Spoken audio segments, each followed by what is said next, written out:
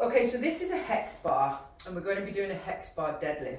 Now for beginners, I want you to empty the bar and start from base point. The bar only weighs 10 kilos, okay, on average, but you just want to really nail the form. So I'm going to go over the starting position. I'm going to show it from the front, and then I'm going to show it from the back. So you want your feet about shoulder width apart, and you need to be stood in the middle of the frame, okay? And this is something you need to check on every time you put the hex bar down as well, because you want to slow these reps down and make sure you're getting them right. So you've got your feet in the middle, so make sure when you come down and grip, you've got your handle gripped in the middle, so you're not too far forward or too far back, so it doesn't tip, okay? So just like with your hip hinge, your hips are going back, the slight knee bend though, okay, to get down. You'll feel hamstrings and glutes start to engage, you'll feel some tension through, okay? You grab this, you keep your chest lifted and looking ahead, okay? And then you stand up and drive the floor away. And then steadily reverse that movement and put it back, okay? And then your next rep comes with a complete reset. So I'm just going to show it from the side now. So I'm just going to carefully take it and watch to reset. See how my hips go back? So I'm reversing the position. That's very important that you do the exact same position to drive up as you do to come back down, okay? It's just reversing the movement. So I'm in the middle of the frame, okay? My hips are going back. All right, say there's some slight movement forward, okay, with my knees with this deadlift form, because it's not a Romanian, which is hips slightly higher. It is more of a traditional deadlift. So you're gonna have a slight tracking forward of the knees, that's fine.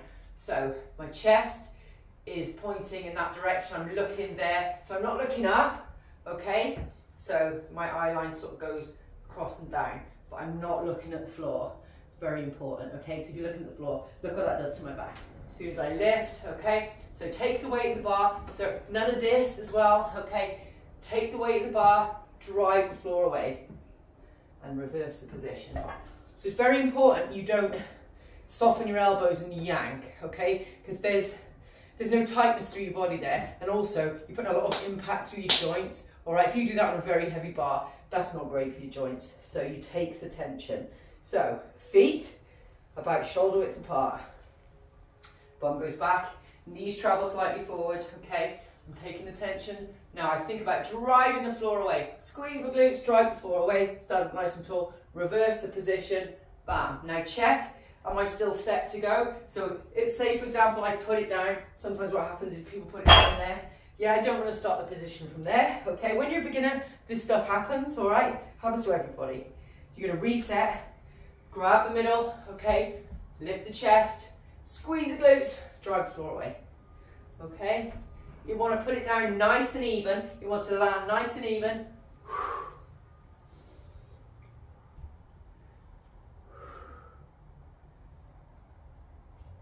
When you're a beginner, reset, check your position, look around. Think about your cues. Is my chest lifted? Are my feet shoulder width apart? Okay, are my hips back? Can I feel tension in my hamstrings and glutes?